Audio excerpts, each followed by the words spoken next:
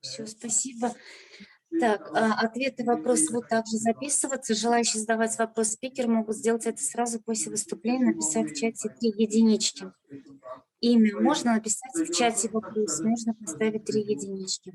Общее время собрания 1 час 30 минут. Спикер расскажет о своем опыте 40-50 минут.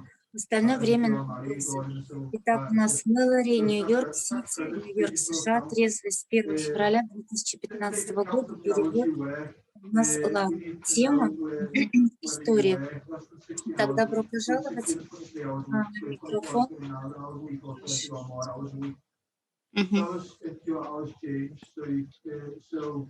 Hey Mallor, so it's all loud for you. We're ready. Oh, okay. Well, hello. Thank you very much for allowing me to come share. My name is Mallori and I'm an alcoholic. Спасибо вам большое за то, что вы меня пригласили поделиться своей историей. Меня зовут Мэллори, я алкоголик. Laura, thank you for asking me to come share at this group. It's always an honor to do service for Alcoholics Anonymous, but especially in this very special way. И спасибо, Лара, что вы меня пригласили, потому что для меня это всегда большая честь поделиться своей историей, но это еще больше честь именно поделиться вот таким образом, как с вами сейчас. So a little bit about, well, okay, so right now, first of all, I think it's just so exciting that I get to, you know, this group has welcomed me all the way from Moscow, right? From all over Russia, actually. All over Russia. Wow, thank you very much. Спасибо.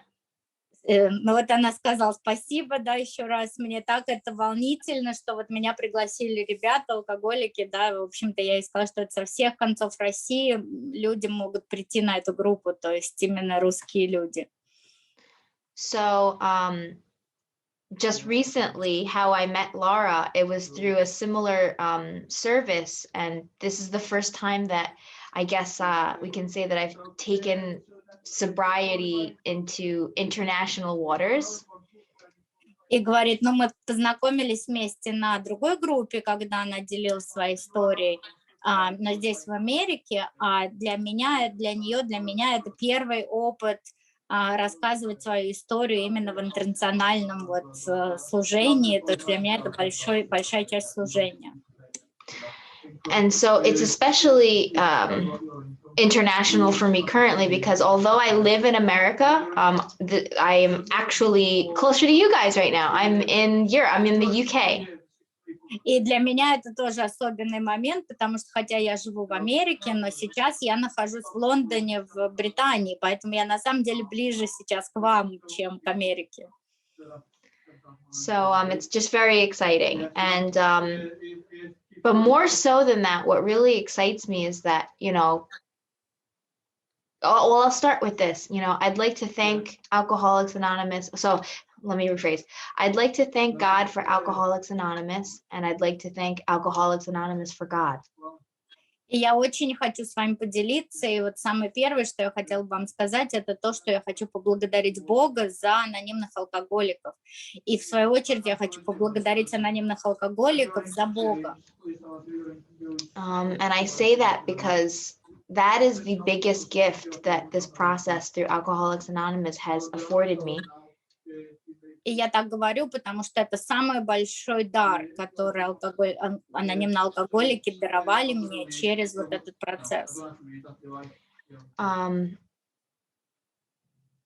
Before this, you know, I came into this process not knowing what AA was about. Я пришла в программу, совершенно не зная, что такое. I thought that it was about drinking. Я думала, что это о том, как пить. And what I learned is that that's just scratching the surface. И я узнала, что это просто вершина айсберга. So how I got here was by, I'm going to say, happy accident. И я расскажу, как я попала сюда. Это, в общем-то, был, можно сказать, счастливый случай, в кавычках. But in retrospect, you know, I do believe that it was all what I'm choosing to call God today. Но когда я смотрю назад, я понимаю, что это та сила, которую я называю Богом, привела меня. And, you know, look at what a gift God gave me personally, right? Like, so I'm traveling across the world for the first time ever, and I'm scared, and I'm, you know, all of these things and apprehensive. And Laura contacted me and she asked, hey, would you be willing to speak at this meeting? And, you know, it was a gift from God because it was a little sense of normalcy, right? И вот вы знаете, для меня это такой был подарок. Вот даже посмотрите на то, какая моя жизнь сейчас. Вот я первый раз в жизни поехала так далеко от дома, в другую страну. Я, конечно, чувствовала себя волнительно, я чувствовала себя неуверенно, я боялась. И вдруг, откуда ни возьмись, Лара написала мне и сказала: слушай, приди, пожалуйста, выступи у нас на группе. И для меня это был такой особенный, даже, можно сказать, дар, потому что это был... У меня возникло чувство нормальности, чувство спокойствия внутри. Это то, что я делаю. Because no matter where we go, Alcoholics Anonymous is home. Потому что независимо от того, куда бы мы ни пошли, анонимные алкоголики — это наш дом. And if you're new or not sure what AA is about, or that you even want to be here, I can say welcome and assure you that you're not alone. I've been there. I think many of us have been there. Если вы новичок, если вы еще не уверены, что алкоголики анонимные для вас, что вы в правильном месте, я просто хочу вас поприветствовать здесь и сказать вам, что просто поймите, что вы не одни. Это самое главное чувство, которое я хочу разделить с вами. Что, наверное, многие из нас были в этой позиции, и сейчас мы чувствуем себя по-другому. You know, when I first got here, I didn't think I was an alcoholic. Когда я пришла в программу, я не думала, что я алкоголик. And mostly because I didn't understand what an alcoholic is. И, конечно, потому что я просто даже не понимала, что такое алкоголь.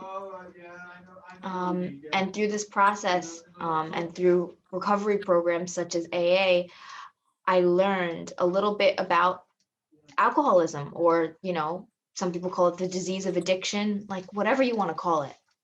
И через программу, через шаги я начала узнавать, что же такое алкоголизм, или, как еще его в Америке называют, болезнь зависимости, как угодно можно назвать. Because when I first got here, I thought that addiction was substance specific, and I knew that I was drinking, but I didn't consider that one to be one of the substances that was out of hand. И я думала, что нужно очень сильно сидеть на этой какой-то субстанции, чтобы быть зависимым человеком. И я, конечно, понимала, что я употребляю алкоголь, я выпиваю, но я не думала, что я до такой степени его употребляю, что я не могу контролировать. You know, I always knew that I had addictive personality, or whatever you want to call it, but I always knew that there were some things that I just couldn't do normally. I couldn't control them. Я всегда знала, что у меня довольно зависимая такая персона, что я постоянно нахожу какие-то зависимости, но я не очень понимала, что я не могу их контролировать. Я не знала, как с этим жить. And, you know, intuitively, I knew there are certain things, and so now I've learned, you know, it's a lot of things, but sometimes it's things that I like too much, you know. Интуитивно я знала, что это такие какие-то вещи, а сейчас я даже узнала, что это много разных ситуаций, да, которые я не могу контролировать, но мне некоторые из них просто нравились, я не хотела от них избавиться. Things that make me feel good, things that allow me to escape. Те вещи, которые мне дают хорошие чувства, те вещи, которые позволяют мне уйти в какую-то иллюзию. And so back to me coming to AA and learning what it means to be an alcoholic, now it all makes sense. И вот когда я пришла в А и узнала, что такое алкоголизм, у меня сложилась картинка, я поняла, о чем это. And so I learned, and in the big book of Alcoholics Anonymous, it clearly lays out for me what this program's about, whether it's something for me, whether I am a true alcoholic, because not everybody is. And the only person that can diagnose me is me. И вот как раз в программе большой книги очень четко написано, что такое алкоголик и как поставить диагноз. Но самое главное, что этот диагноз я могу поставить себе только сама. So in the doctor's opinion, it starts to, and so this is what happened. So I was drinking, and yes, it was starting to get out of hand, but I didn't think that like the alcohol wasn't really making my life too unmanageable yet. И вот, опять вернувшись к моей истории, я выпивала, я употребляла, но я пока не видела того, что я теряю контроль. Я не видела, что моя жизнь становится неуправляемой. Я этого совершенно не понимала. So I said, oh, I'm not an alcoholic, right? But then, so I was with my boyfriend at the time, who we would drink together, right, or party. И я поэтому выпивала, но я не говорила, нет, конечно, я не алкоголик. Я в то время была со своим другом, с которым мы постоянно ходили на вечеринки и постоянно употребляли. And we normalized the behavior. We said, oh, it's normal. We're young. Whatever rationalizations and reasons we said. И мы всегда придумывали себе какие-то отговорки, считали, это же нормально, да, что в этом такого? Мы молодые, у нас вся жизнь впереди, мы можем употреблять, гулять, это совершенно нормально, что делают все. But then my life started, but mind you, in retrospect, I was drinking every day. I was coming into work reeking of alcohol because I hadn't slept from the night before. И если смотреть на мою жизнь сейчас, я уже вижу это совсем по-другому. Я понимаю, что я пила каждый день. Я приходила с ужасным похмельем на работу. От меня несло алкоголем. And I was literally just showing up to work just to get out of work so that we can go back to the bar and do it all over again. И я шла на работу просто, чтобы побыстрее оттуда сбежать, чтобы опять отправиться в бар и опять наслаждаться выпивкой. Yet I didn't think that alcohol was making my life unmanageable. И в это же время я не считала, что моя жизнь неуправляема. Я не считала, что алкоголь на нее влияет. So also what I've learned in retrospect is part of the diagnosis of alcoholism is delusion. И я узнала очень хорошо, что частью диагноза алкоголизма является вот эта жизнь в иллюзии. So, but what really helped me, so then we finally decided, one day he suggested, why don't we, as we were drinking, mind you, he said, why don't we make an AA meeting tomorrow? И вот один раз, когда мы сидели, выпивали, этот мой друг, бойфренд, он мне предложил, почему бы нам не сходить завтра на группу А? And I didn't know anything about AA. I only knew what I saw on TV. И я вообще ничего не знала об алкоголиках, я только видела их по телевизору. But he kind of had knowledge before. He had tried rehab and things like that, clearly to no avail because we were drinking, right? Но у него уже был опыт в реабилитационном центре. Ну, понятно, что этот опыт был неудачный, так как мы с ним сидели, выпивали, но он немножко об этом уже знал. But you know what?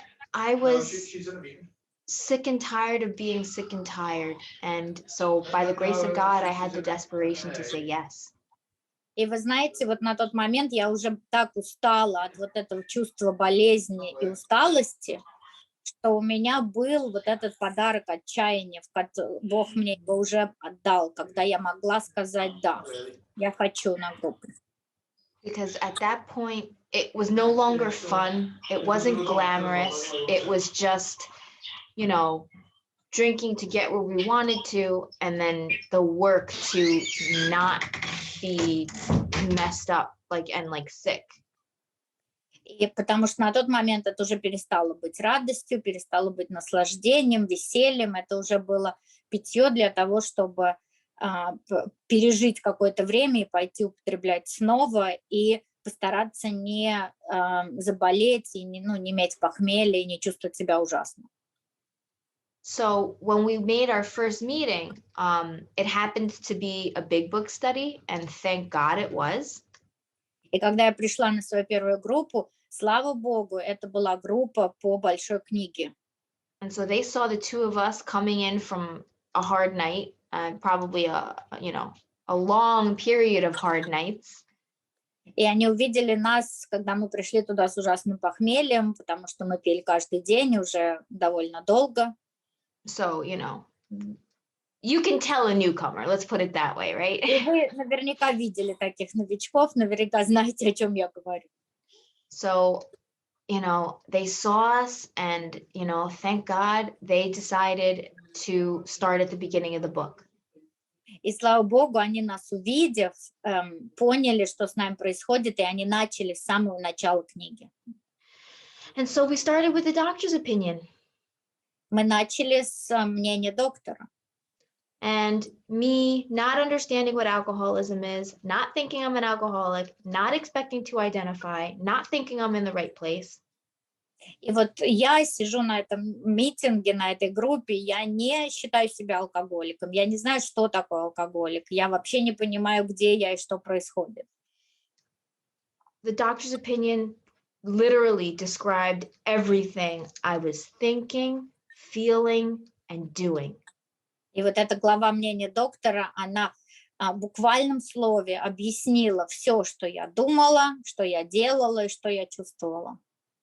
And that's what caught my attention, because I couldn't believe how accurate it was, how personal it was, how it was describing everything.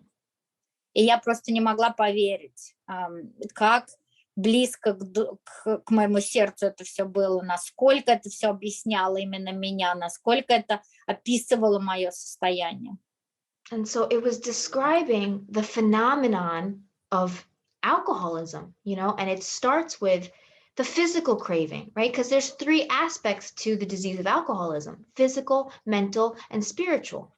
И там очень четко объяснялось, что такое алкоголизм, и вот это вот первый аспект алкоголизма физический, да, то есть это наша постоянная физическая одержимость, потому что алкоголизм, как мы знаем, 3 аспекта: это физический, психический и духовный. And so it described to me the phenomenon of the physical allergy, meaning once this substance is in my body is responding in a certain way. It just so happens that the response is craving for more. И вот это рассказывает очень хорошо, эта глава, о том, что такое феномен аллергии, аллергии на алкоголь. То есть когда алкоголь попадает в мой организм отвечает на эту субстанцию очень особенным образом. И этот образ в том, что, это действие в том, что я все время хочу еще, я не могу остановиться. I think a lot of us conceptualize allergy as maybe, a rash, or, like my throat closing up, or some type of bodily reaction like that. Многие из нас думают, что аллергия – это, например, там какая-то кожная сыпь или чесотка, или мое горло начинает опухать, и я не могу дышать. То есть мы воспринимаем это именно вот такое действие, но это немножко другое. But we learned that an allergy is simply an abnormal, adverse reaction to something. Но мы узнаем о том, что аллергия – это просто ненормальная реакция организма на что-то. And so for me and for, other alcoholics, that response is more. It turns something on inside of me. It's like a switch. And it's just, but what I've learned is that a non-alcoholic doesn't have that response. I thought it was normal. When I take some, it's like, ooh, I like this. I want more. It's normal, right? И что я узнала, это то, что у меня и у других алкоголиков, у нас вот эта реакция организма это желание еще и еще. Это как будто переключается какая-то кнопка выключателя, и я просто уже не могу остановиться. И я узнала, что это ненормально. Потому что раньше я думала, что это нормально. Я что-то попробовала, мне понравилось, и я хочу еще. В этом ничего такого тут нет. But what I've learned is that that's what we mean by abnormal, because not everyone has that reaction. И я узнала, что как раз это считается ненормальным, потому что не у всех есть такая реакция. So it's quite as similar as saying, you're allergic to peanuts and I'm not. Это так же, как если скажут, у вас аллергия на какие-то орехи, а у меня этой аллергии нет. But for food allergies, we seem to understand it better. We seem to say, oh, you're allergic to peanuts, so you can't have any, right? И мы говорим, ну, аллергия пищевой, все понятно. Вот у тебя аллергия на орехи, значит, ты просто их не будешь есть. В этом все нормально. We're not recognizing that this symptom of wanting more, having this insatiable craving for more, because more is not enough. И мы не видим вот этой вот ужасной жажды, когда весь организм жаждет чего-то еще больше и больше. Just because I'm not breaking out in a rash, we don't conceptualize that the same as a food allergy. И потому что у нас нет вот этой какой-то сыпи или другой видимой реакции, мы не понимаем понятие вот этой аллергии, да, так как это случается с пищевой аллергией. С алкоголем оно работает по-другому. So once I learned that it's just something physical, right? И когда я узнала, что это вот такая физическая реакция, that's only part of it, but that's the first part, because if it's not in my system, there's no issue, there's no point. это вот такая, да, первая моя реакция. Я узнала, что если это не поступает в мой организм, то не случается вот этой жажды. Это первая вещь, что я узнала. So if that was the only aspect of alcoholism, just the physical allergy, just like with peanuts, right? Then once I learned, oh, I have this, I have this allergy to alcohol, the simple solution would be, so don't have any, right? И поэтому, как с пищевой аллергией, вот это первая часть, да, физическая реакция, ну, было бы классно. Мне сказали, я нельзя иметь больше алкоголя, я просто перестаю его употреблять, и все замечательно, да, в общем-то, мы убираем эту аллергенную вещество, и проблем нет. So why is it that the problem of alcoholism is more complex than that? Why is it that I seem to find my way back to a substance that my body doesn't respond well to? Но почему же тогда у нас нет никакого решения вот этому физическому, да, аспекту? Почему я через какое-то время все равно нахожу алкоголь или какую-то субстанцию, к которому мое тело реагирует совершенно неадекватным образом? So that's the crux of the problem, right? Because it's in my mind. И вот как раз здесь включается следующая большая проблема, да, которая в моем мозгу. It's this experience that I've had when, it's like my mind is triggered to have something, and then it's we call it a mental obsession, and then that thought just doesn't go away. И вот это вот как раз то, что называется ментальной одержимостью, да, психической одержимостью, когда у меня в мозгу появляется эта мысль, и я, хотя зная, что это что-то не то, я не могу от нее отказаться, она никуда не уходит. It insists and it forces me to take it. Она постоянно там, и она заставляет меня выпить еще. Even when I don't want to. Даже когда я не хочу. Especially when I don't want to. И особенно, когда я не хочу. And that is really saying that I don't have a choice, right? И вот здесь как раз я и теряю возможность выбора. And alcoholism is a progressive diagnosis. So depending on how far advanced the alcoholism is, that symptom may not be as prevalent. И вот здесь как раз мы говорим о том, что алкоголизм – это прогрессирующее хроническое заболевание. И в зависимости от того, насколько оно уже спрогрессировало, настолько сильно проявляется вот этот вот симптом. But it always progresses. It always gets worse. It never gets better. Но, к сожалению, оно никогда не излечивается, не становится легче. Оно всегда только ухудшается. So I've experienced it in its advanced stages where the mental obsession and that state of mind forcing me, you know, nagging me and insisting and you know, driving me to pick something up that I don't want to, that is a type of torture that I don't wish on anybody. И вот у меня как раз был такой опыт, когда я стала это замечать, что вот эта вот мысль, это внутренняя тяга, да, жажда, когда она появляется, и она постоянно во мне, она меня заставляет страдать, она меня заставляет что-то делать, она меня вот как бы тюкает так, что я не могу от нее избавиться, и она все равно заставляет меня идти и поднимать первую рюмку. So if anybody's, that's mine. I know, can I use this before we go on? Yes. Sorry. It's okay. Sorry, I was distracted. Mental obsession. So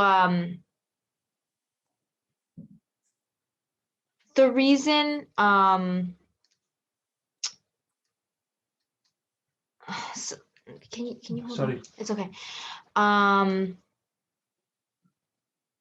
So when I'm in that state of mind, it really, it takes over, you know. And if anybody's ever tried to stop, and I mean stop, like, you know, firm resolutions and, you know, swearing it off and changing circumstances and all of these things, right? Did you wanna? И получается так, что вот эта вот одержимость, она просто руководит моей жизнью. Я пытаюсь делать все, чтобы ее убрать. То есть я пытаюсь и проклинать там всех и себя, я пытаюсь давать обещания, я пытаюсь делать как бы любые действия, меняя любые обстоятельства, но ничего не получается. You know, why is it that I can't do something so simple, like not do something? И почему же я не могу сделать что-то такое простое? Просто чего-то не делать. So it comes with this self-hatred, this loathing, this frustration, this incomprehensible demoralization, as we say in the book. И вот эти все действия, они, к сожалению, ведут к тому, что я начинаю чувствовать чувство ужасной вины, я начинаю себя ругать, я начинаю подать в ужасное отчаяние, в состояние вот этого деморализации полнейшей. I start to not be able to trust myself because I can't do something so simple as to not pick up. И я перестаю даже себе доверять, потому что я сама на своей воле не могу сделать что-то такое простое. Это не поднять первую рюмку. You know, and that's really where a lot of the pain of alcoholism comes from, because И вот в этом как раз... Sorry, go ahead. И в этом как раз и находится вот эта самая болезненная часть алкоголизма, да, самая моя боль. So being in that place of pain can serve as a bottom, you know, because it's really spiritual bankruptcy. И вот как раз, когда я нахожусь в этой боли, это может быть как раз и есть мое вот это алкогольное дно, когда я чувствую себя абсолютным духовным банкротом. Because at this point, I'm just completely devoid of hope. Потому что я полностью в этот момент теряю всю надежду. And it's at that stage where I feel desperate enough to actually get help. И в этот момент я как раз имею вот это чувство полного отчаяния, когда я готова обратиться за помощью. And when we say in step 1, lack of power, that's what we're talking about, right? Like physically. Sorry, go ahead. И когда мы говорим в первом шаге о нашем бессилии, вот как раз это и есть такое бессилие, которое, оно и физически тоже проявляется. Because physically, once it's in my system, I do not have control. I can't stop when I want to stop. Потому что как только я получаю первый глоток в мой организм, я уже физически не могу остановиться, даже если я очень хочу остановиться. But then before, so let's say I have stopped, right? Before I pick it back up again, the problem is my mind keeps obsessing about it. Like, when can I have more? When's the next time? Но получается то, что я, вернее, если я не выпью, да, то мой мозг все равно имеет вот эту обсессию, одержимость, да, когда же я выпью, когда же будет следующий раз, как же мне найти следующую рюмку.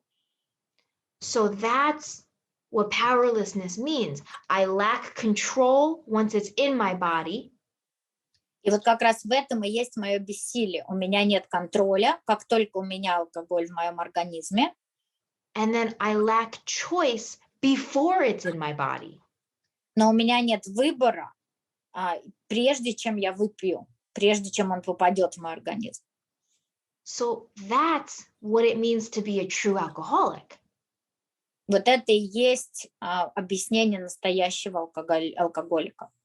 Do I have the physical allergy? Do I have the mental obsession? Есть ли у меня физическая аллергия? Есть ли у меня психическая одержимость?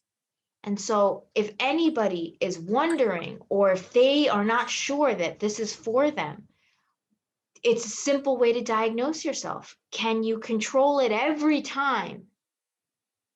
And if you choose to stop permanently, can you? И вот как раз в этом и есть отличие, да, алкоголика, и вы можете сами поставить себе диагноз, если вы все еще сомневаетесь. Это можете ли вы контролировать употребление каждый раз, когда вы употребляете, и можете ли вы не пить, если вы решили не пить. And don't be fooled, because sometimes I can control it, but the question is, have I ever not been able to? Not does it always happen, has it ever happened? И бывают, конечно, такие ситуации, и как бы не обманывайте себя. Бывают ситуации, что вы можете не употребить, когда вы решите.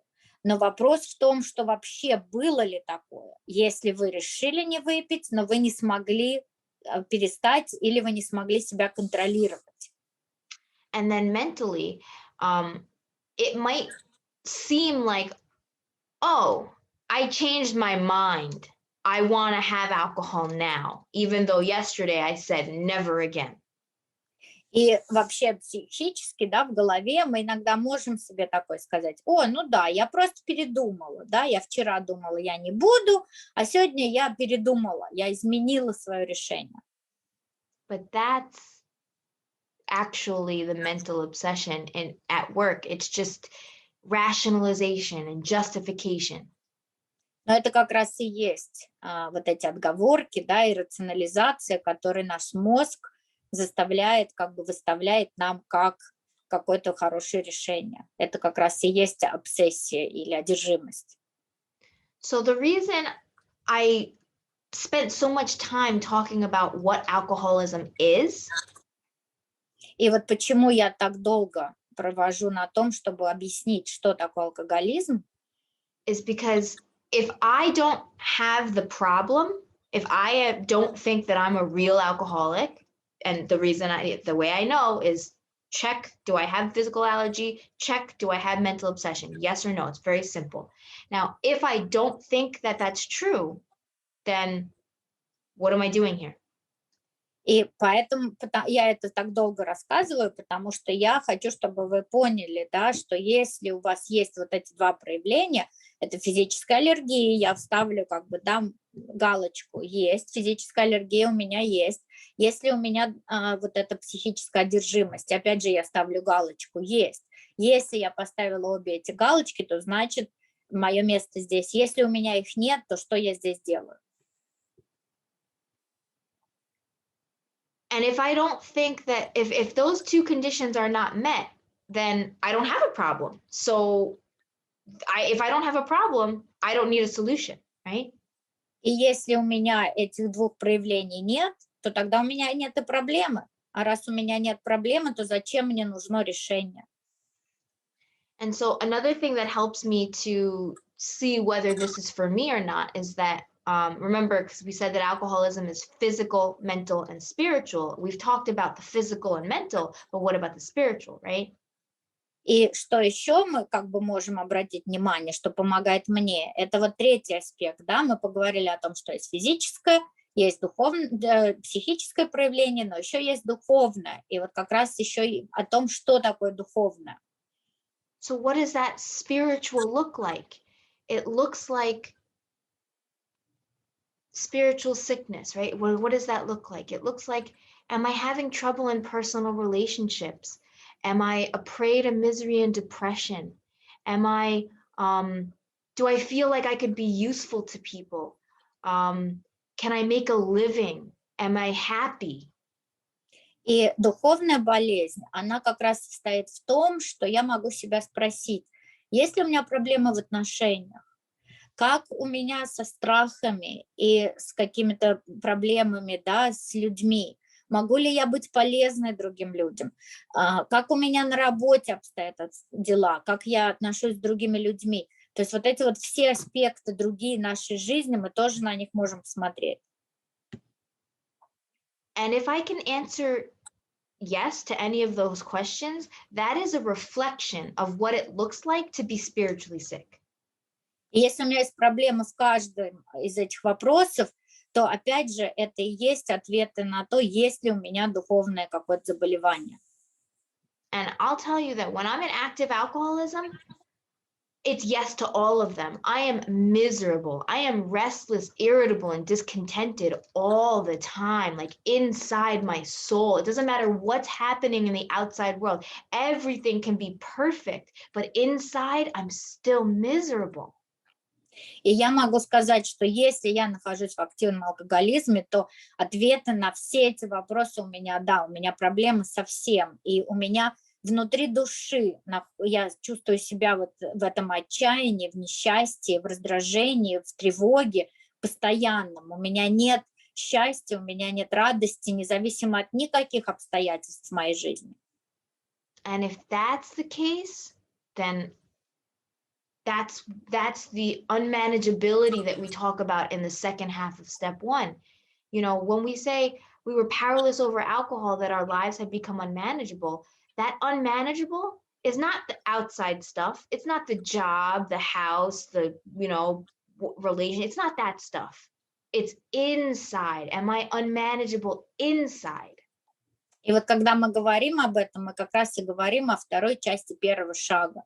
В первом шаге говорится, да, о бессилии перед алкоголем и неуправляемости нашей жизни. И вот эта часть про неуправляемость, я считаю, что это не обязательно должно быть наш дом, наша работа, наша семья, что-то еще внешнее. И неуправляемость моей жизни – это вот эта внутренняя неуправляемость, это то, как я себя чувствую, это вот это постоянное несчастье внутри меня. And guess what? That's with alcohol and without. И знаете что? Это и приходит и с алкоголем, и без алкоголя.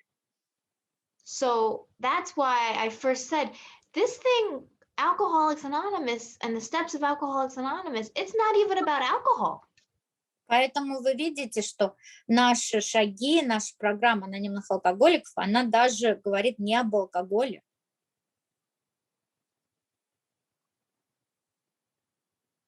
But I had to have alcohol not be a part of my life and a part of my physical being in order for me to uncover and discover that it's so much deeper than that. Because it does start with detoxing my body from alcohol, for sure. Но вначале я должна была убрать алкоголь из моего организма, чтобы начать скрывать вот эти все проблемы, все вот эти вещи. Пока алкоголь был со мной, я этого не могла увидеть. Поэтому детоксикация, очищение был первым все-таки шагом в этом. Because if I'm consuming alcohol actively, there's no way that my brain is able to function. There's no way that I'm able to really be present enough to understand the full extent of the problem.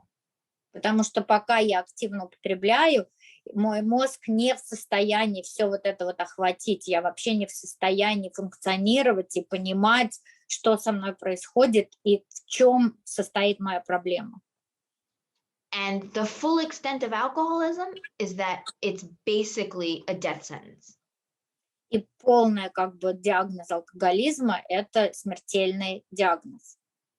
Because, you know, it's a poison, and if I can't control the amount of poison that I ingest, and it just gets worse and worse and worse, I'm basically going to drink myself to death eventually, right? Потому что это же яд. И если я не в состоянии контролировать количество, которое я принимаю этого яда, то я просто в какой-то момент себя убью тем, что я его буду бесконтрольно принимать.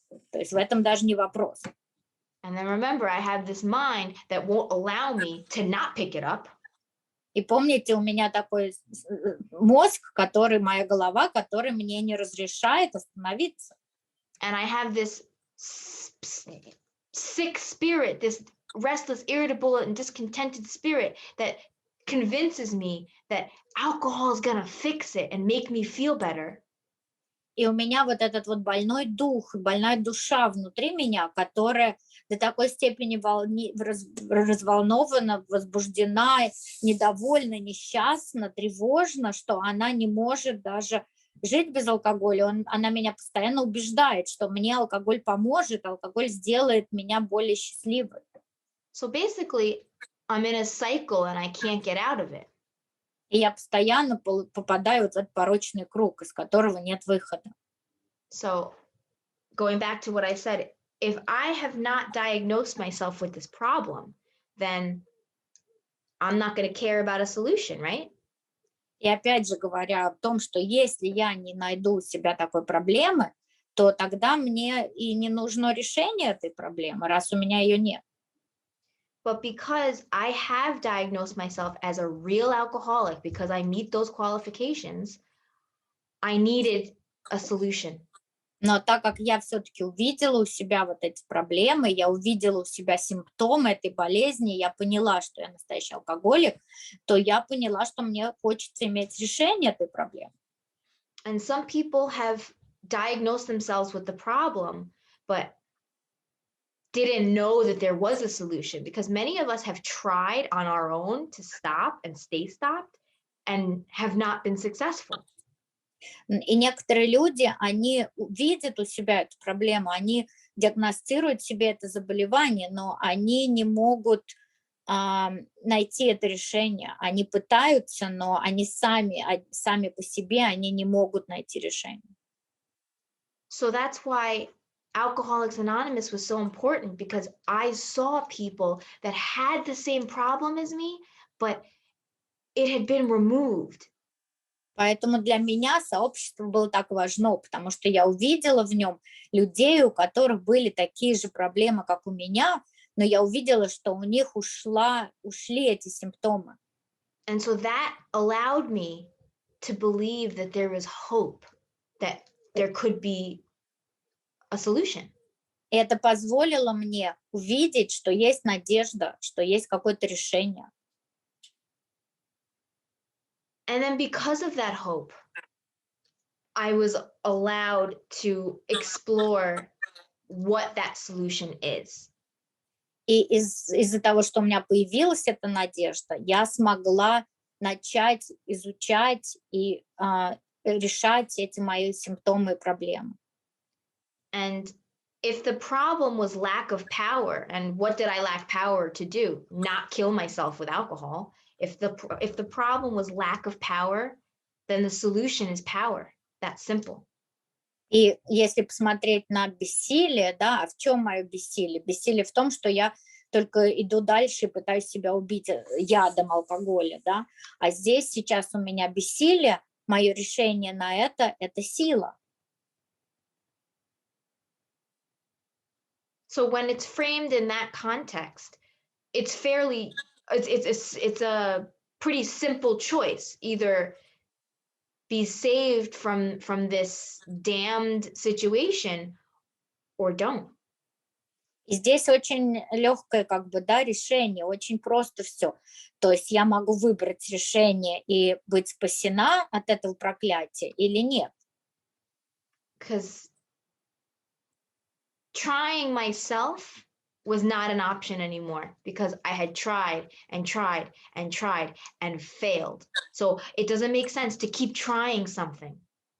И пытаться делать это самой для меня просто перестало быть решением, потому что я уже пыталась, и я постоянно не могла это делать, то есть я постоянно проваливалась, я не могла, и я поняла, что я не смогу и дальше, какой смысл в попытках.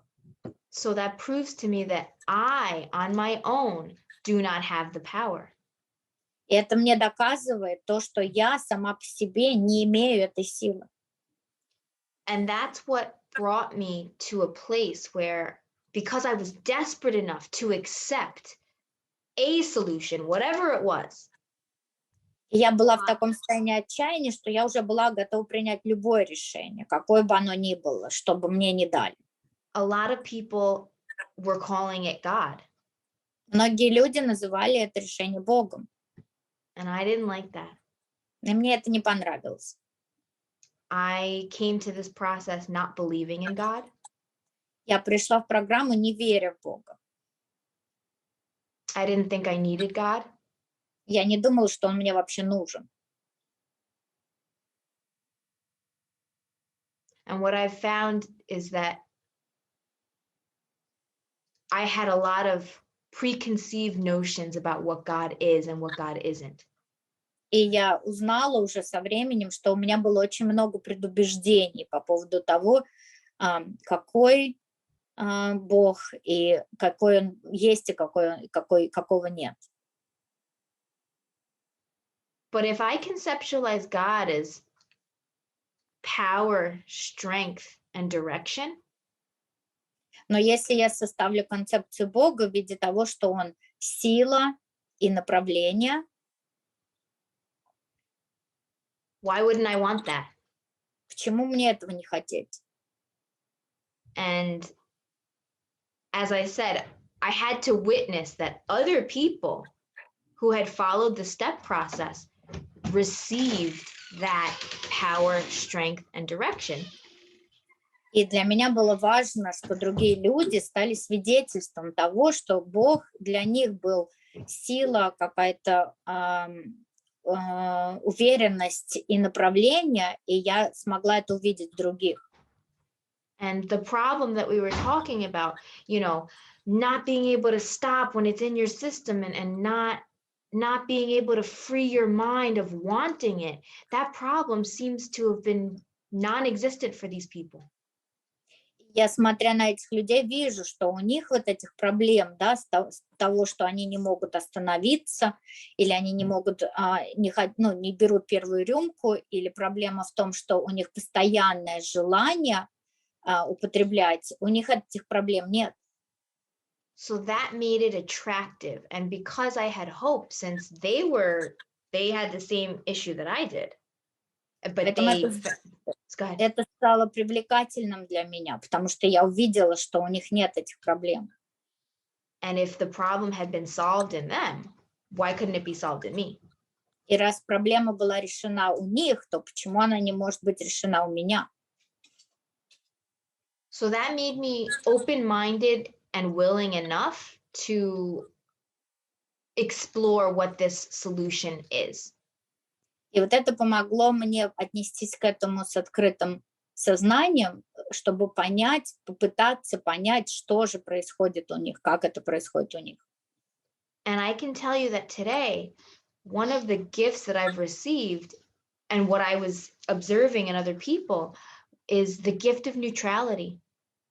И сейчас я могу сказать, что я получила вот этот дар, и дар этот я видела у других людей, это дар нейтральности.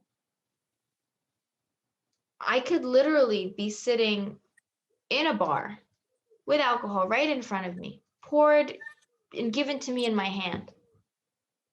Я буквально могу сидеть в баре, и алкоголь может литься вокруг меня, и мне могут налить бокал и дать мне его в руки. And it does nothing to me. И у меня ничего не происходит внутри. It's not that I'm telling myself, no, I can't, I have to be strong. Я не говорю себе, нет, нет, нет, ты должна быть сильной, ты не можешь это трогать. It's literally as if it was water.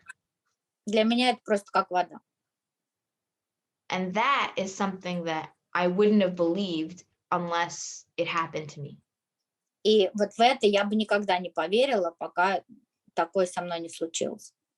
And one of the most important things about that is that I have to recognize and acknowledge that I couldn't do that for myself. И одно из самых важных, что я должна увидеть и принять, что сама по себе я так бы не смогла. So, Laura, I'm keeping track of time, so we should probably wrap it up soon. So, what I want to say is that after having outlined what the problem is and being open-minded and willing enough and desperate, frankly, desperate enough to accept a solution and what the solution that Alcoholics Anonymous proposes,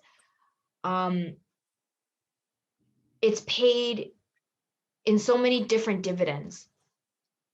И вот я хочу сказать, что сейчас, увидев, да, в каком я была отчаянии, в этом отчаянии приняв эту проблему и начав работать над решением, я получила просто огромное количество дивидендов от этой программы, то есть пользы, да, для себя.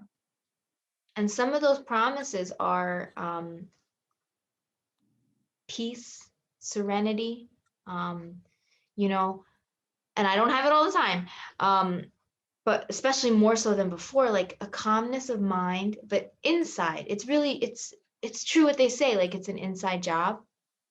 И вот для меня обещания программы, да, которые со мной произошли, вот этот вот мир, спокойствие в голове, душевный покой, да, который, ну, конечно, он у меня его нет постоянно каждую минутку, но эти чувства, они настолько сильны, они настолько воплотились во мне, да, что я могу сказать, что это сбылось.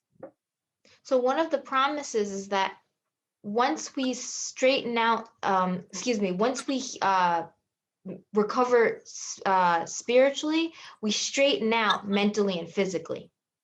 И вот одно из обещаний это то, что если мы улучшим свое духовное состояние, да, если мы будем выздоравливать духовно, то мы будем выздоравливать и психически, и физически. So how do I know whether I've recovered, right? То есть как я определю, если я выздоравливаю?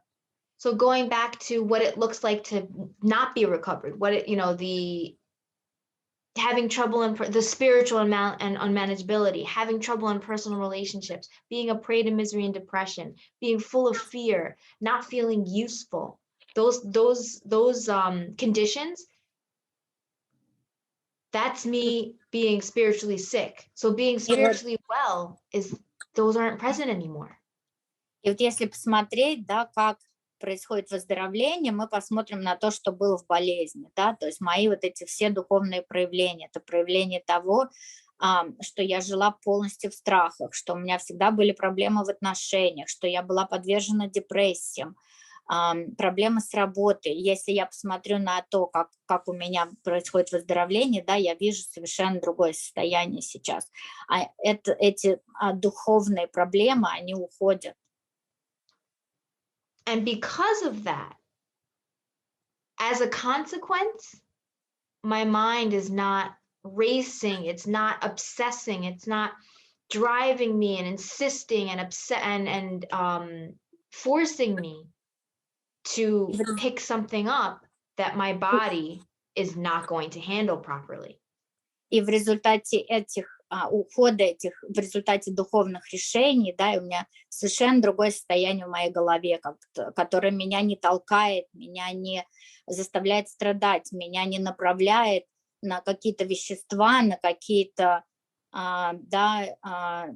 субстанции, которые мне нужно поднять, которые мне нужно принять, чтобы улучшить свое состояние внутри.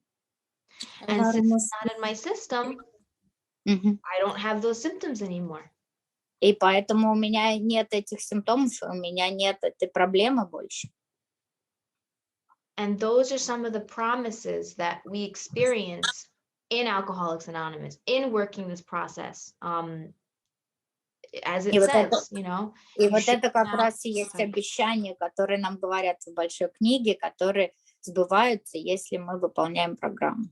You know, because it's a 3-part problem, therefore it's a 3-part solution. Это проблема с 3 частями, и решение тоже имеет 3 части. And we do recover, we can recover, and recovery happens in those 3 ways: physically, mentally, and spiritually. И мы выздоравливаем, и наше выздоровление происходит 3 частями, как раз физическое, духовное и психическое. And so that's kind of, you know, where I wanted to go with this talk. And, you know, it's been the most substantial, life-changing, in a positive way, things that have ever happened to me in my life. And I'm so, so grateful for it. И вот это как раз то, что в моей жизни случилось, и это, наверное, самое позитивное, самое лучшее, самое вообще обалденное, что могло произойти со мной. Я очень-очень благодарна за то, что я здесь. So that's really what I want to leave with. Like, if anybody's unsure, or if they're in that pain, you know, just know that it can get better. It does get better, and it's doable. It's obtainable. Just one thing I would say is that following the instructions as outlined gets the results. И вот это то, чем я хочу закончить, то, что если вы не уверены, если вы все еще находитесь в боли, в какой-то проблеме, да, то я хочу вас убедить, что все будет лучше, что есть решение, есть будущее, есть лучшее, как бы, да, состояние, что это придет, если вы будете просто следовать вот этим инструкциям, которые вам даются. Если им следовать, то все будет намного лучше, все изменится. Those instructions are in the big book. Follow them like a recipe book. И эти инструкции, они в нашей книге, следуйте им как рецепту. Don't make substitutions, and you know what I mean? Like, it's very simple. It's not easy, but it is very simple. Это нелегко, но это простая, да, вещь. Просто ей следуйте. Не надо никаких замещений, не надо никаких добавок. Просто следуйте тому, как написано этот рецепт.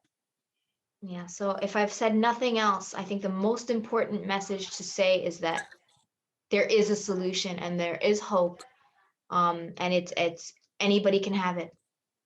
И вот если я что-то другое сказала не так, то то, что я хочу сказать, самое главное, что я хочу до вас донести, что это решение, оно есть, и надежда, она есть, и каждый может получить результат. So that's really it for me, and I just want to say thank you again. Но еще раз хочу вас поблагодарить, вот спасибо большое за ваше время. And спасибо, Lara, for the translation. Спасибо за перевод. My pleasure. Спасибо огромное, как на одном дыхании все прошло. Лара, спасибо за перевод. Вообще супер. Мэллори, спасибо тебе за твой опыт. Так. Thank you so much, and we'll have some questions, if you don't mind. Absolutely. Yes, thank you. Готовы к вопросам. Ага, так, поблагодарим нашего спикера Мэллори и Лару за перевод. Теперь мы можем задавать вопросы, поставим в чате 3 единички. До вопросов напоминаем о 7-й традиции, согласно которой АА – это не профессиональная организация, существующая на добровольное пожертвование своих членов. Мы сами себя содержим, собранные средства идут на обеспечение серверов для онлайн-собраний, донесения идей до тех, кто все еще страдает этим недугом. В чате будут реквизиты для перевода 7-й традиции. Это не касается новичков. Итак, у нас есть в чате 3 единички. И, Ильнар, я видела твои. Пожалуйста, микрофон твой и вопрос от тебя. Да, спасибо, Мэллори, за спикерскую такую прекрасную, да. Ну, многое что отозвалось прям, услышалось прям. Вот, у меня вопрос такой, да. Вот я сейчас на 9-м шаге, да, и я так понимаю, ну, у меня вот постоянно мое эго, ну, проявляет себя вообще прям не совсем с хорошей стороны. В общем, вопрос такой. 3-й шаг, то есть отдать свою волю, то есть Богу, да. То есть у меня вот, ну, вот я понимаю, почему многое не получается, то, что я пытаюсь постоянно рулить всем до сих пор. То есть вот, как это, ну, у тебя вот было? Можно, пожалуйста, поделиться опытом? Как 3-й шаг правильно делать? Вот. Okay. He's saying that he really enjoyed your talk. Thank you so much. He has a lot in common and he could really reflect on a lot of things. He's right now on the 9th step, and he's saying that it's pretty hard because my ego is always out in the way. I can't really deal with it well, and I always try to do things myself, my way. It's very hard for me. So it takes me back to the 3rd step, you know, how to give my will and my life to God. Could you please tell us a little bit about how you experience that, what you do and how you see the 3rd step? Oh my God. Okay.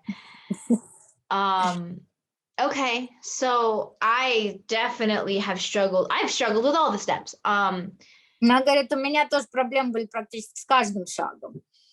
The 1st step especially, the 2nd step very much, and the 3rd step, yes. Особенно с 1-м, потом со 2-м, а с 3-м 100%. But what I can say about the 3rd step now is that, first of all, it's not a one and done situation. It's not like, you know, yes, we make a decision, but I have to make that decision constantly. Но я хочу сказать, что это не такой шаг, когда мы вот его принимаем, вот это решение, и все, на этом все заканчивается, да, это не окончательный шаг. Это шаг, который мы должны делать постоянно, каждую минуту, каждый день. So part of the decision that I'm making in step 3 is, first of all, the word decision comes from the Latin verb to cut. So I am literally, by trial and error, cutting out all of the options that do not work. И вот в английском языке слово решение происходит от слова порез, то есть отрез, что-то отрезать, да, и вот когда я принимаю это решение, я начинаю отрезать все, что не работает. And so what are the things that don't work? What have I tried in the past that I've learned doesn't work? Что для меня не работает, что я пыталась сделать, но это для меня не сработало. Running my life my way. Жить своей головой, своим эго. Me being the boss, me making all of the choices and decisions. Я свой босс, и я делаю все решения, весь выбор в моей жизни. Me thinking that I know the best way. Я считаю, что я знаю, как мне лучше всего жить и делать. And most of all, relying on myself. И самое главное, постоянно рассчитывать только на свои силы. And so in step 3, what decision am I making? What am I deciding? So we say deciding to turn our will and our lives over to the care of God, right? И вот мы говорим 3-й шаг, да, это решение припоручить нашу волю, нашу жизнь Богу. But what does that look like? What does it mean? Но что это на самом деле значит? Как это выглядит? So we look at 4 different relationships, right? So I'm choosing to not be the boss. I'm going to be the employee, not the employer. Я выбираю, что я буду иметь руководителя, что я теперь не руководитель, а есть какой-то другой руководитель. Я подчиненный. I'm no longer going to be the parent. I'm going to be the child. Я больше не родитель, я буду ребенок. You know, I'm accepting that maybe there is something greater than me that is loving and caring and can give me direction and guidance. Я принимаю, что, наверное, там где-то есть что-то больше, чем я, и это большая сила, она добрая, она направляющая, она любящая. I'm no longer going to be the principal. I'm going to be the I'm going to be the agent. Я больше не директор, я агент. And what does that agent do? The agent simply represents the desires and the agenda of the principal. И что делает агент? Он просто передает желания и какие-то решения и действия своего начальника. Это слово из большой книги. У нас другое немножко слово переведено в большой книге. Мы агенты его воли. Like for example, like an athlete, right? The athlete is the principal. They make the decision. They say, I want this money. I want to, do this and blah, blah, blah, blah, blah. And they tell their agent their specifications, and the agent goes out and finds it. The agent doesn't start saying they want this, that, and then, they have their instructions already.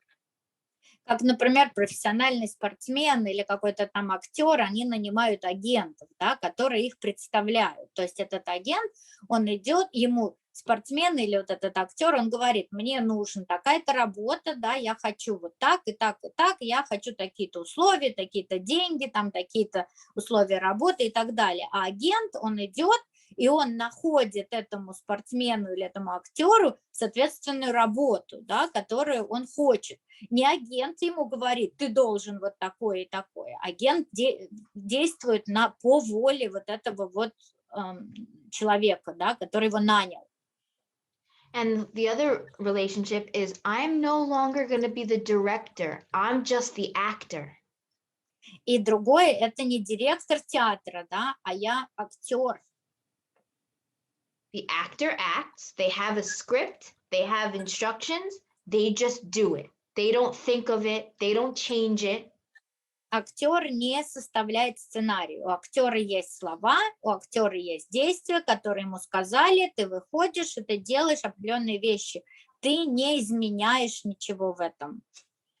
So the decision in step 3 that I'm making is I am deciding, I am accepting, I am signing the contract to take on these new roles, because before I was trying to play those other roles. I was trying to be the director, the principal, the parent, the employer.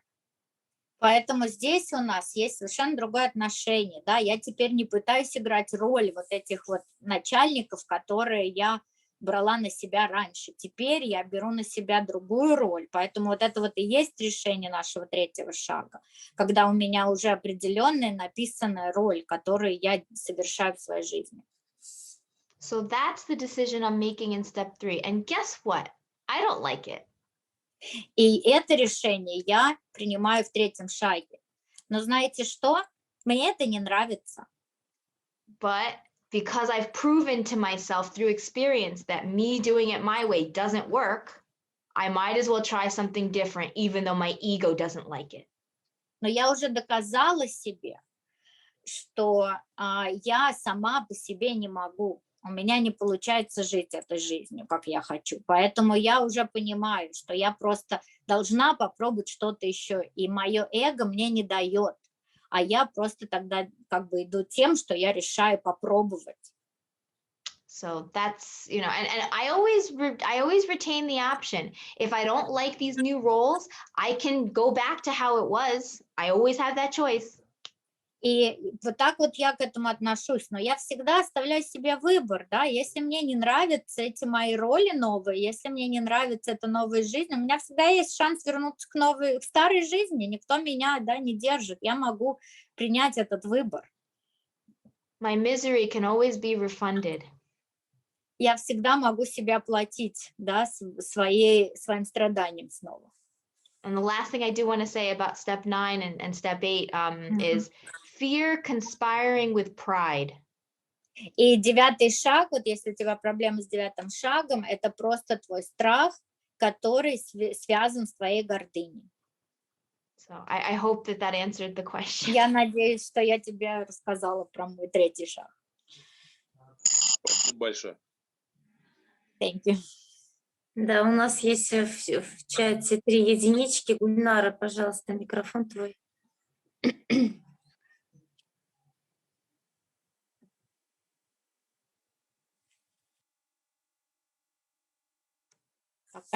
Пока не слышно никого. Включи микрофон.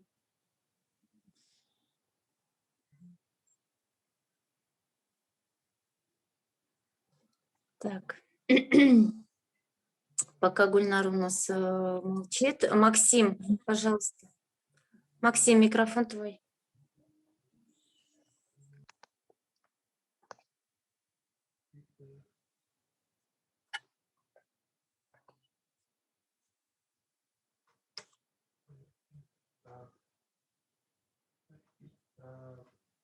Максим, у тебя есть звук, включай. Да, Мэллори, спасибо тебе большое за твое спикерское.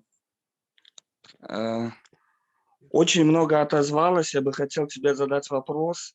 Что для тебя значил, ну, первый вопрос, религиозный ли ты человек, это первое, да, и второе, что для тебя значил, что тебе показал или что для тебя значил 4-й шаг. Да, значит ли это, что ты плохой человек? Ну, вот, спасибо. Вот такой вопрос. He has 2 questions for you. The first question is, are you religious? No. Нет, она не религиозный человек. And second question is, what did you see in your 4th step? Did you see that you're a bad person or anything like that? No. So what I saw in my 4th step was that I am never a victim, I am always a volunteer.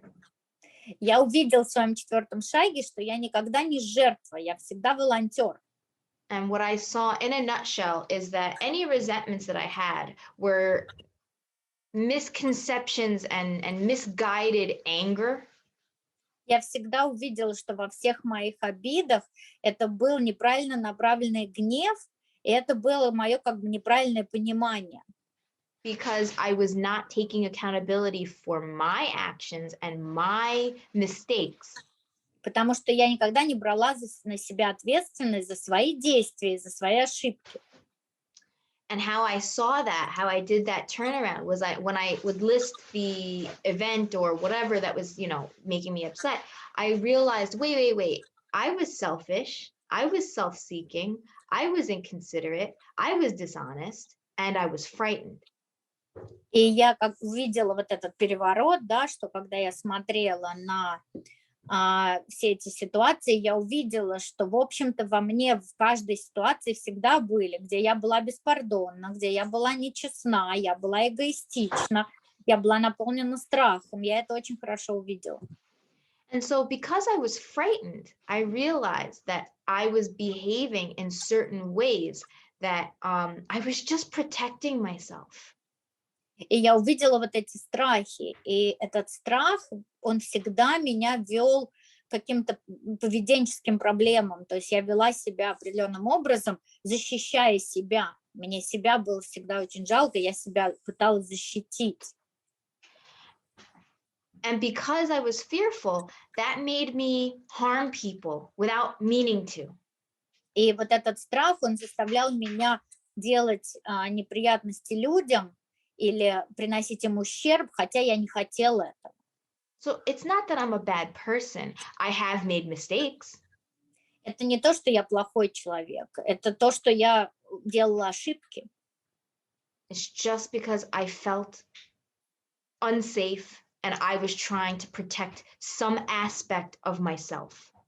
Это потому, что я чувствовала себя не в безопасности, и я пыталась защитить саму себя, какие-то аспекты, да, своей личности. You know, when we take an inventory, we're not to judge what we find. It's simply a fact-finding, fact-facing mission. That's it. Когда мы проводим инвентаризацию, это не значит, что мы должны себя оценивать. Это значит, что мы должны искать и обращать внимание на определенные факты. Это процесс нахождения фактов о себе. And once you see those undesirable facts about yourself, you discard it, you get rid of it. That's the whole point. И когда ты видишь вот эти нежелательные факты о себе, все, что тебе нужно делать, это избавиться от них. And so you don't, so the benefit of doing that is that you no longer carry that around with you. И как раз вот польза от этого в том, что ты перестаешь это все носить в себе постоянно. So that's the point of an inventory. It's really meant to be freeing, not Вот это вот condemning. идея 4-го шага, инвентаризации. Она должна быть освобождающей, она не должна быть обвиняющей. So I hope that that was helpful. Надеюсь, я ответила. Спасибо. А Гульнара, у тебя были 3 единички. Ты смогла, подключилась к нам? Нет, потому что у тебя были первые. Да, я подключилась, да. Здравствуйте. Вы меня слышите, надеюсь? Да. Угу, говорите.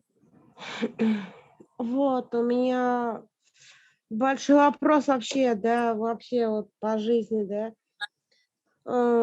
Как отпустить прошлое? Вообще, как вот отпустить прошлое, вот вообще и жить настоящим? Вот это вот мое прошлое, вот я сегодня опять в срыве, да, я сегодня вот, да, вот я выпила, да. Как отпустить прошлое? Скажите мне, пожалуйста, как, ну, как бы жить настоящим? Я понимаю, что у меня все хорошо в жизни, да, и деньги есть, там, и благополучие, там, да, и все там, и дети, слава богу, живы, здоровы, да, и работа есть. А мужчина, вот, да, который вот просто ушел, мой зависимый, да, он ушел просто. Я хочу его завтра, я ему написала сегодня, чтобы он вернулся, да. А мне это надо, нет, вот как отпустить прошлое, чтобы потом опять не вернуться. Потому что вот это меня гложет очень сильно. Я сильный человек. Помогите, пожалуйста.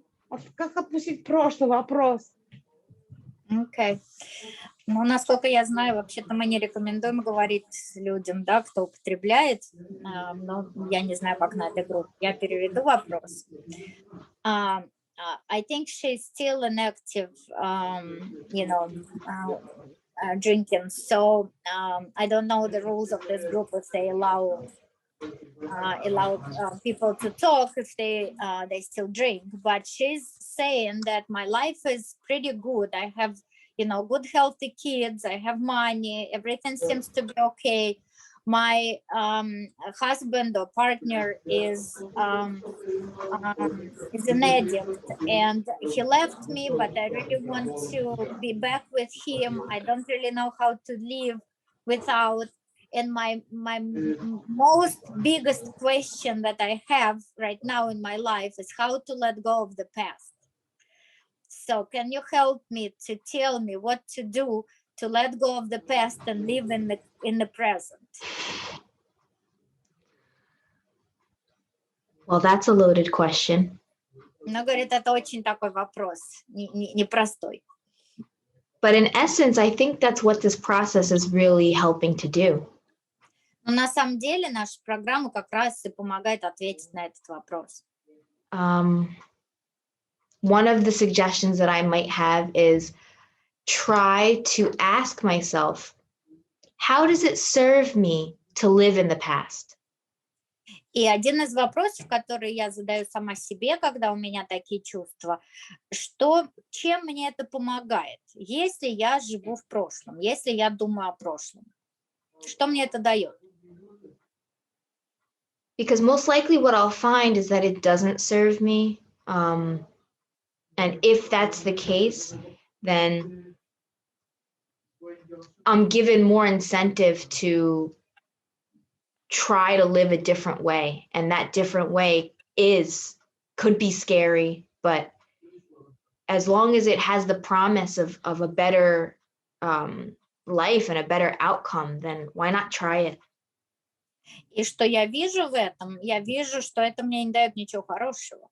Но я вижу это также как толчок к тому, чтобы подумать, а как жить по-другому?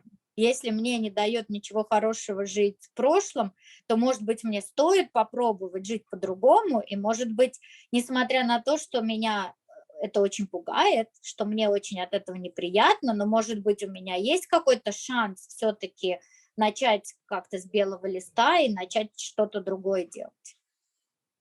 And I guess one last thing I'll say is that I can't change anything about it. И также, что я хочу, наверное, в последнюю очередь сказать, я не могу изменить прошлое.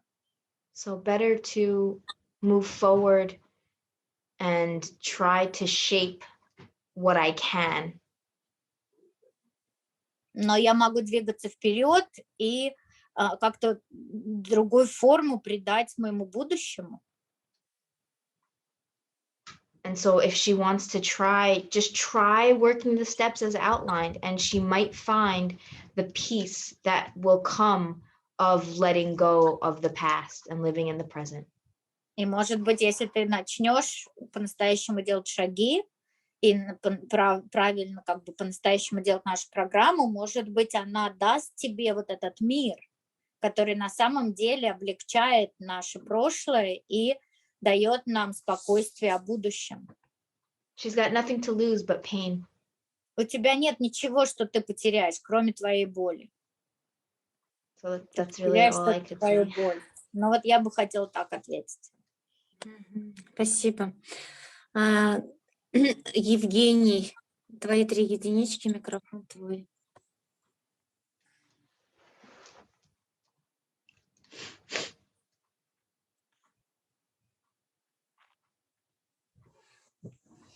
По-моему, он вылетел.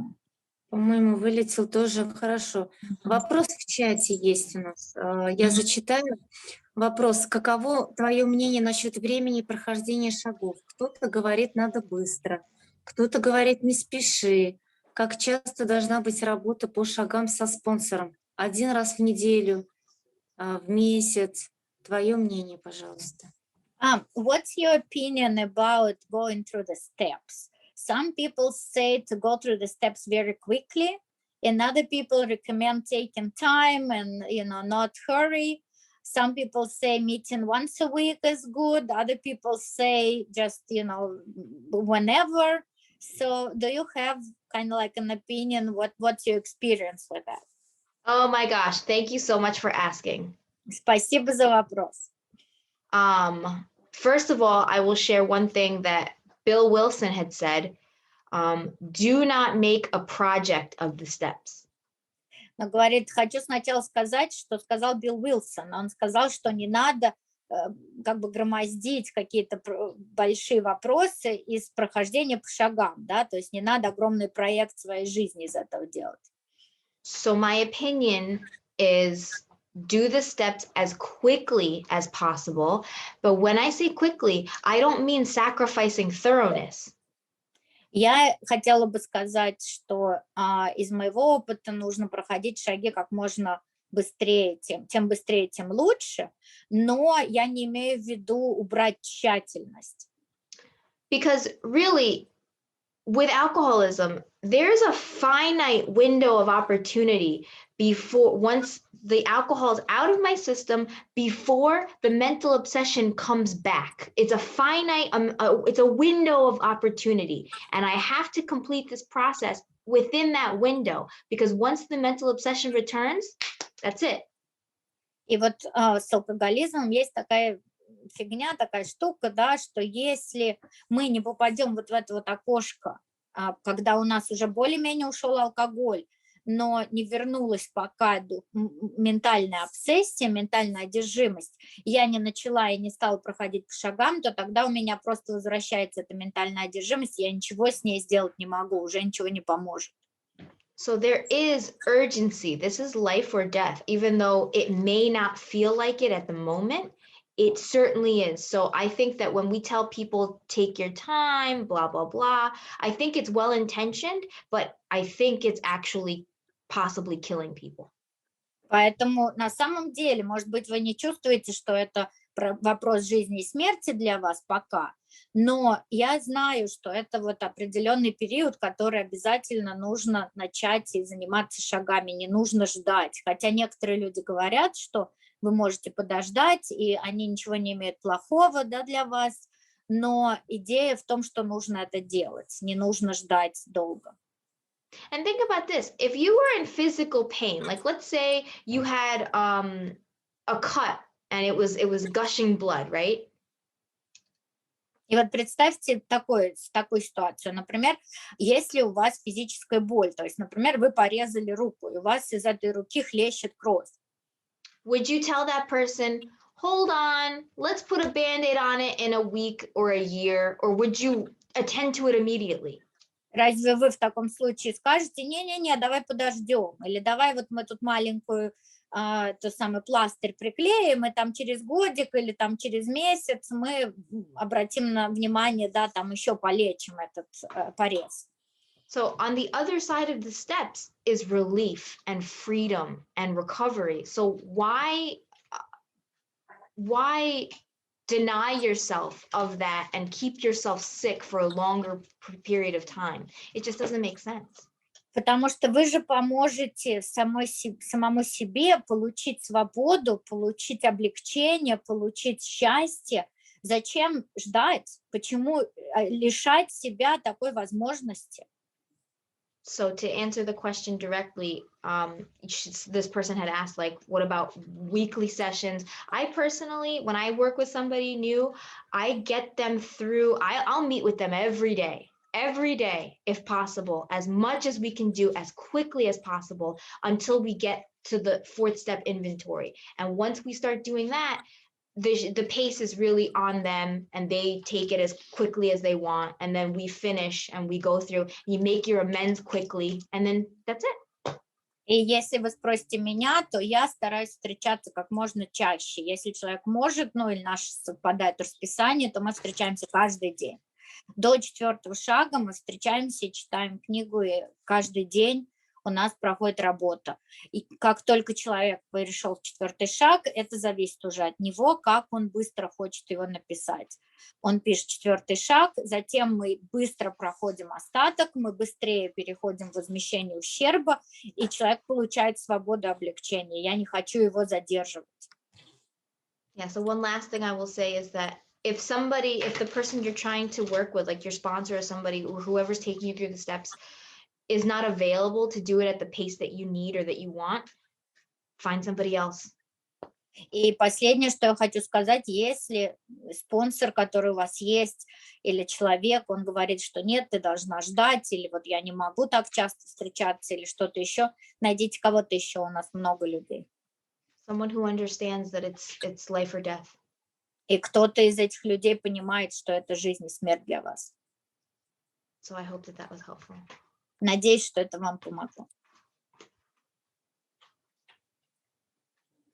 Спасибо огромное. У нас пока единичек нет, много благодарности. Лара, попроси, пожалуйста, может она хотя бы на 5-10 минуточек остаться, а вдруг будут появиться еще вопросы.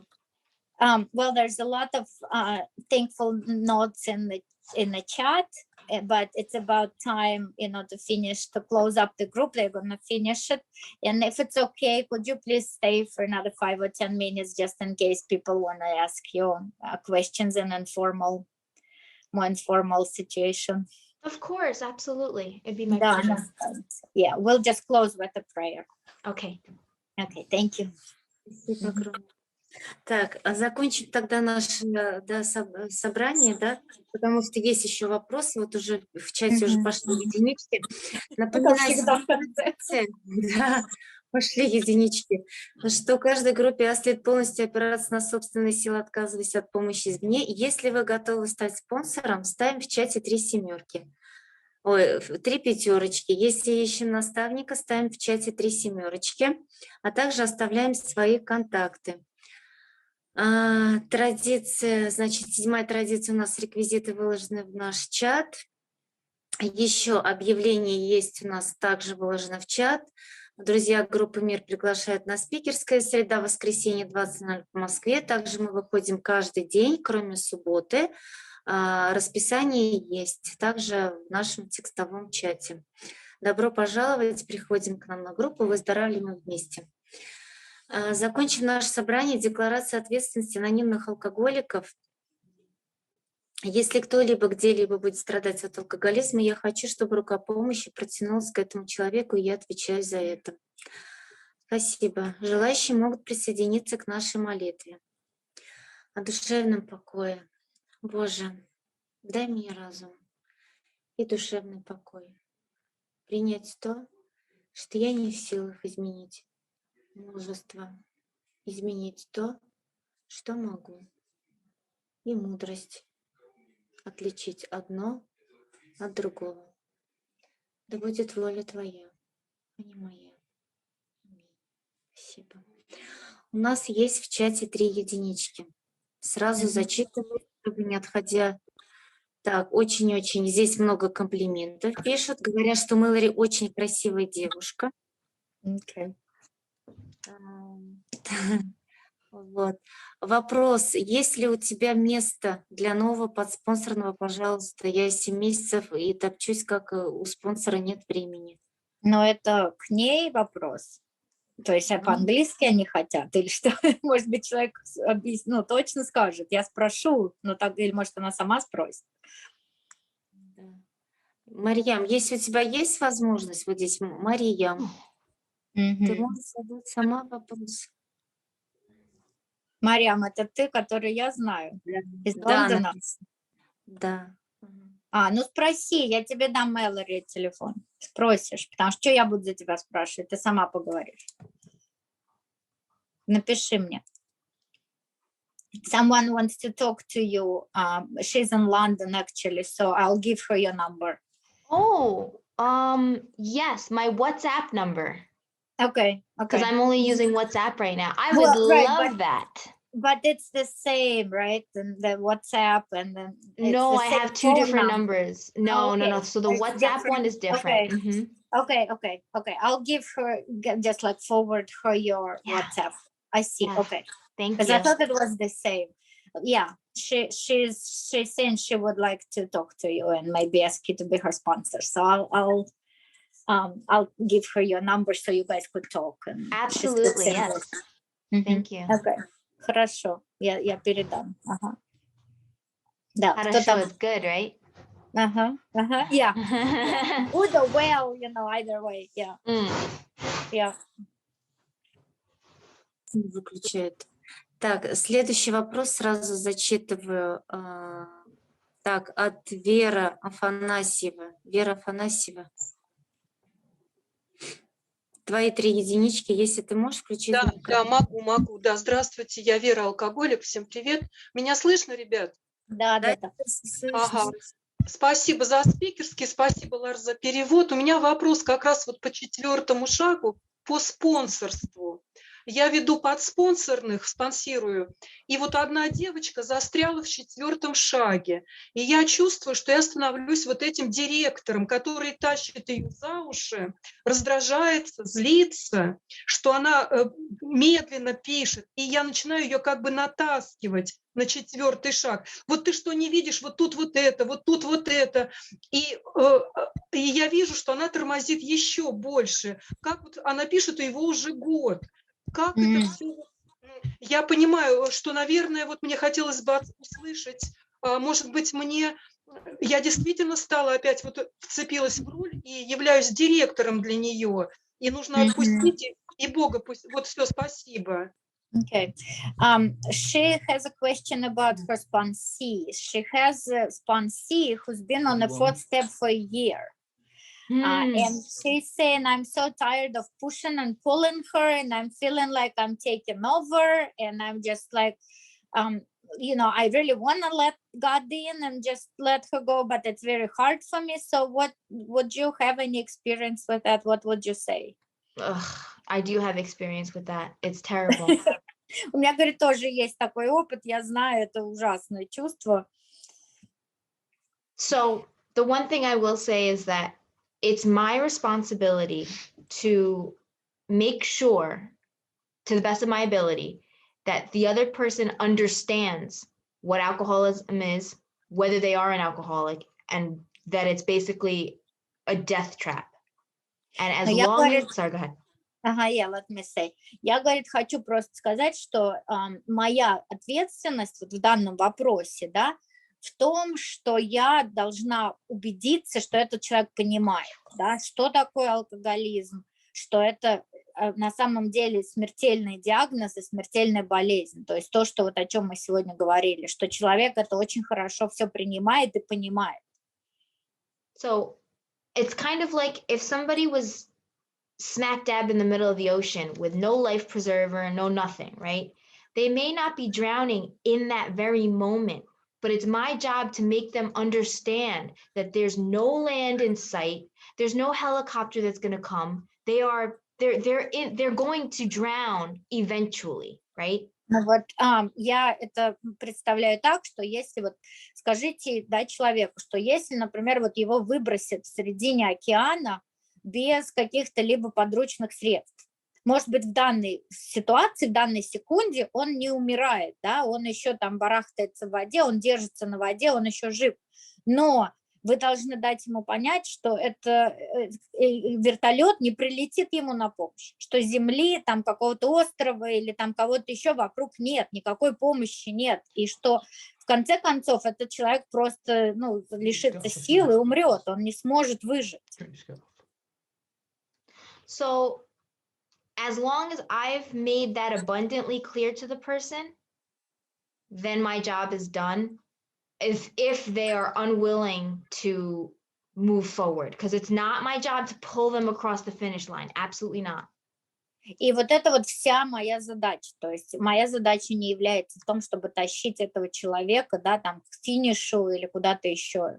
Все, что мне нужно дать ему понять, да, что все зависит от него. Если он не хочет, это все уже его. То есть тащить я его не должна. Это не моя задача. And then if they are willing, it is my job to provide them with the instruction and the guidance, if they are willing, but I can't be willing for them. И если они имеют эту готовность, да, то это моя задача уже дальше там давать инструкции, давать какие-то направления и так далее. Но если человек не имеет этого желания, готовности, я ничего не должна. So as long as I've met those conditions, then my job is done. And then I would suggest looking into the big book with the chapter Working with Others. Specifically, it kind of talks about this on page 96. Yeah, we have different pages, but I know what you're talking about. И она говорит, вот, ну, почитайте еще раз для себя, да, чтобы вот как-то себе получить какую-то инструкцию. Это глава работы с другими, да, там вот на 90-х страницах там очень конкретно это все расписано, да, как мне относиться вот к таким людям. То есть вся моя задача это объяснить человеку, да, вот эти вот вещи об алкоголизме, а их решение делать или не делать. And I know that it's difficult because I'm sure she cares about this person, but Я понимаю, что это трудно, потому что, конечно, вы уже любите или, ну, как бы близко относитесь к этому человеку, да, то есть, конечно, это тяжело. But sometimes staying as somebody's sponsor when they're not willing to do the work is actually being more harmful than helpful.